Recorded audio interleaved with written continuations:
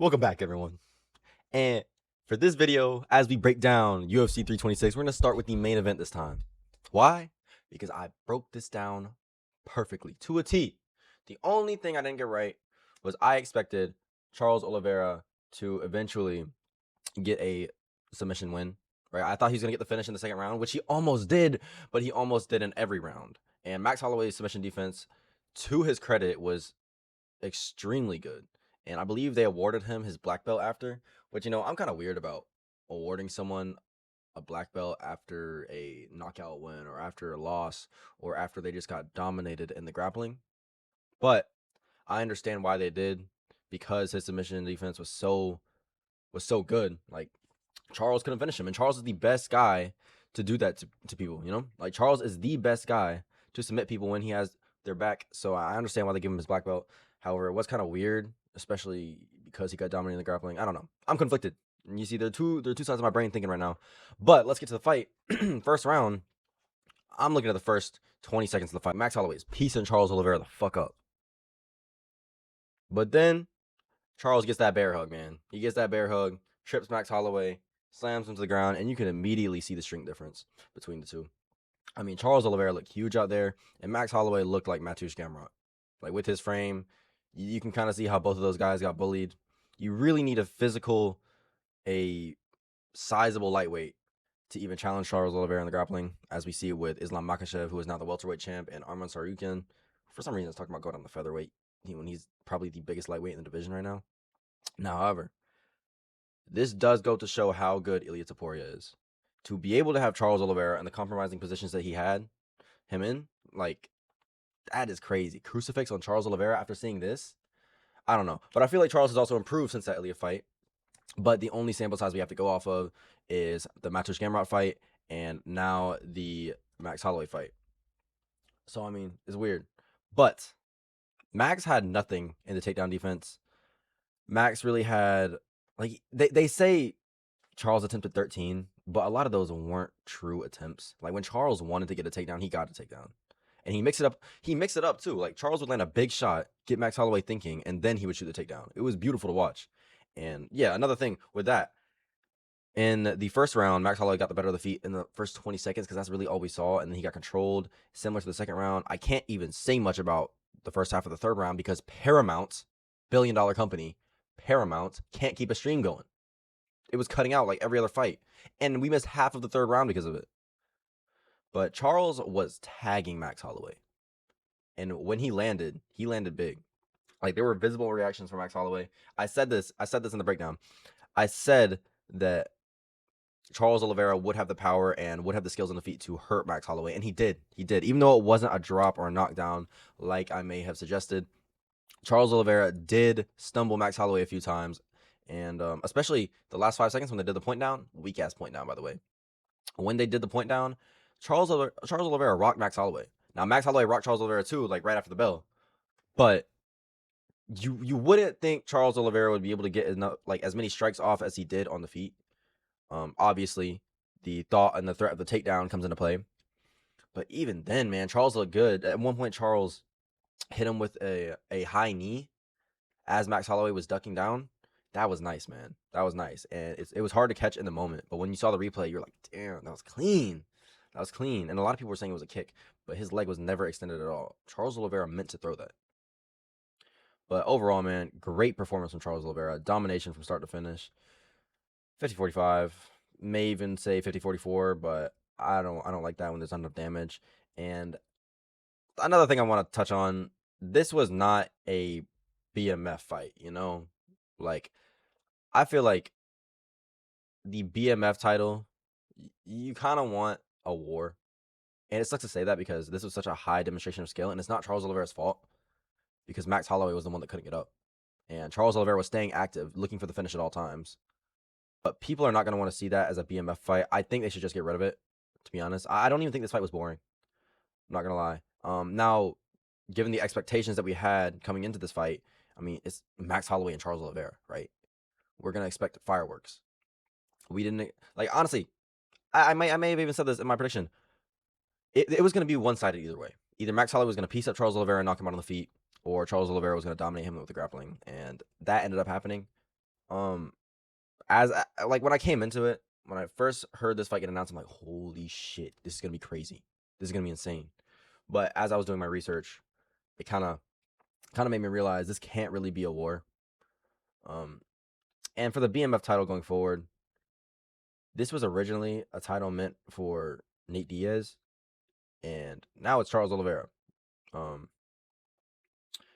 it's not really gangster anymore. You feel me? Like that's Nate Diaz and Jorge Masvidal, the whole street fighting shit, and then we just get who's after that? Who? Damn, was it Gaethje versus Poirier? I think it was Gaethje versus Poirier. Yeah. So as we introduce the grappling element into the BMF title fight, it's kind of like where do you go from here? I think they should really just cancel it, unless you want to put Armin versus Charles Oliveira, which makes no sense, or Connor, which also wouldn't make sense to me, but I could see them doing that, to be honest. So yeah, I mean, it's whatever though. Great performance from Charles Oliveira. He is still in top form, and Max Holloway, I don't know where he goes from here. I'm thinking they give him a step down. I don't know though. I don't know who they give him. Maybe like a Gamrot or something, because we need to see him against the grappler to get people excited again, right? Like we can't see him beating Taporia, obviously, but we can't see him beating Armin or Charles either. So we need to see him against another top grappler, maybe like a Gamrot, maybe a Patty. But I don't really want to see that fight. I kind of want to see Patty get back on a winning streak, and I don't think he has much of a chance against Max Holloway, to be honest. Not with his wrestling. But let's move down on the card. Let's run through this card because the rest of the card was kind of shit. Caio Borralho versus Reiner de Ritter. This was a very close fight. I feel like Reiner de Ritter could have won if he was more active in that third round. Kyle was landing the bigger shots. He didn't look great. His defense looked awful, but he was stunning Reiner de Ritter. And RDR just looked slow. He looks slow as molasses out there. I'm not going to lie. I expected him to be able to initiate more of the grappling as I went with RDR. But man, he just didn't. He just didn't. Decent fight, though. Was pretty entertaining. Good one for Kyle, I guess. Moving down to the card. Rob Font versus Raul Rosas Jr. Wet blanket from Raul Rosas. I thought Rob Font, so dumb. I thought Rob Font's takedown defense was going to be better. I thought he was going to lose the first round. And then the cardio would become an issue for Raul Rosas. And Rob would start to build momentum and win a decision with the last two rounds. But man, nope. 16 takedowns of 18. Rob Font. Come on, bro. Please. Wet blanket from Raul Rosas. Not a good performance at all. There was no initiative to do damage or anything. But you know what? He's close to the rankings now, or he might even be in the rankings now. Moving down to the card, Drew Dober versus Michael Johnson. Michael Johnson won the first round, and then Drew Dober understood his assignment and turned the body cam off. Listen, it's just a joke. It's just a joke.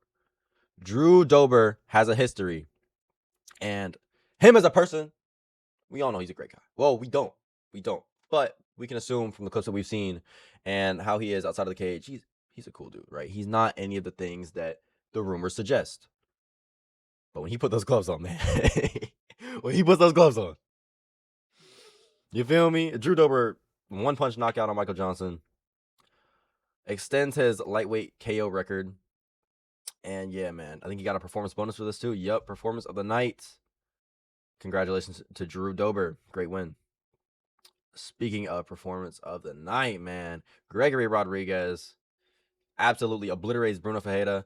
Now, Gregory Rodriguez in the first minute, because that's how long this fight lasted, pretty much.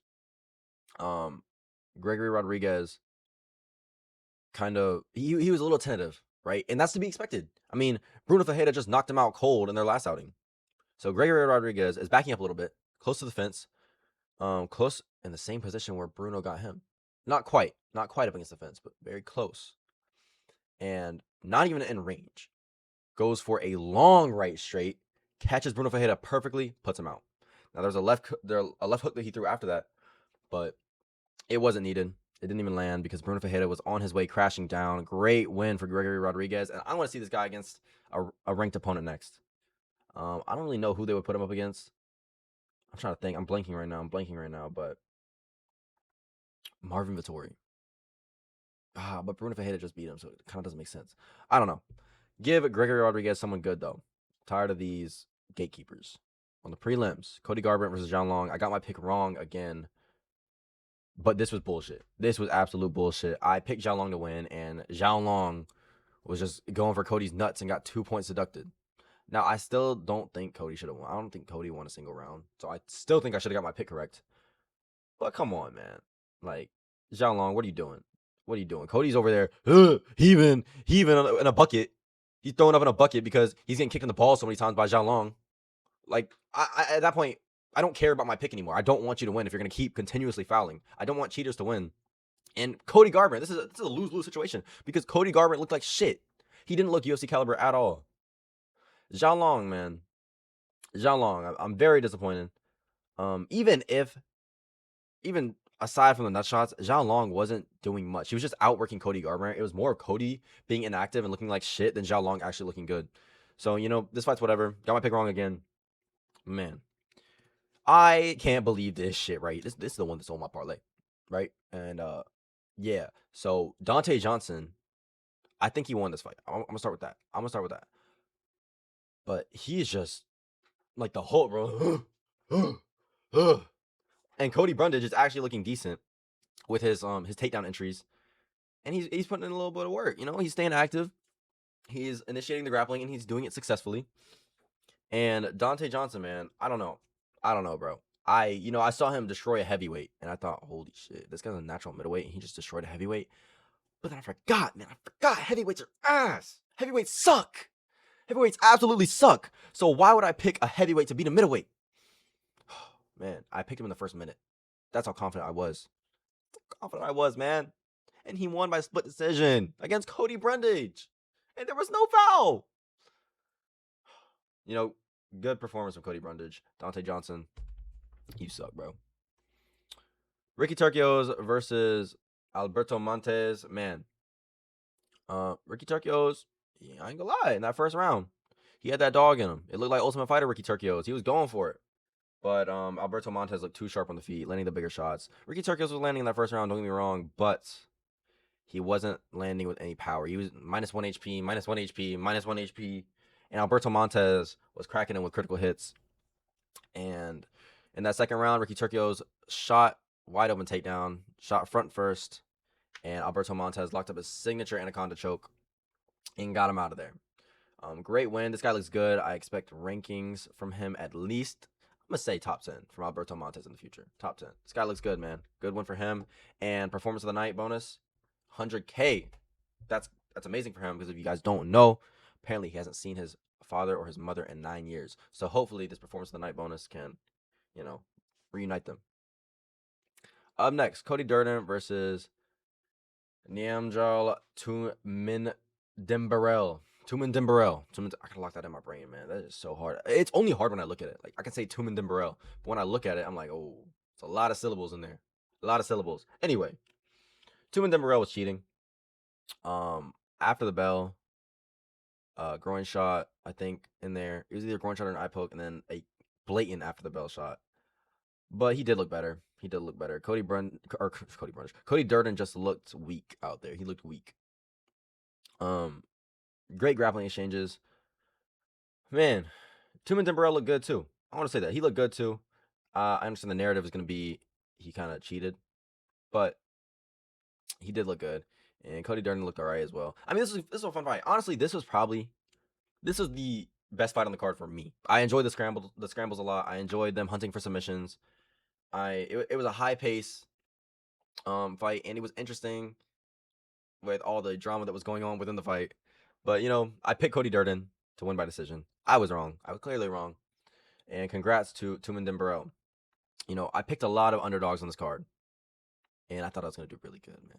I knew I was either gonna do really good or really bad, and it happened to be the latter. But Charles du Bronx. You feel me? On to the early prelims. Sumo versus Jesus Aguilar. Masterclass from Sumo. The commentators were saying he should have got him out of there. Like, if he was working hard, he could have got a finish or whatever towards the end of the fight. But I'm like, man, Jesus Aguilar, he can crack too. Like, Sumo was piecing him up the whole fight. And they started swinging and banging the last few seconds of the third round. And Sumo brought him to a knee. Or it was either brought him to a knee or like sunk him down a little bit. But man, Sumo I said this in the breakdown. I predicted this perfectly. When he wins fights, he wins clearly. And Sumo looks really good against smaller opposition.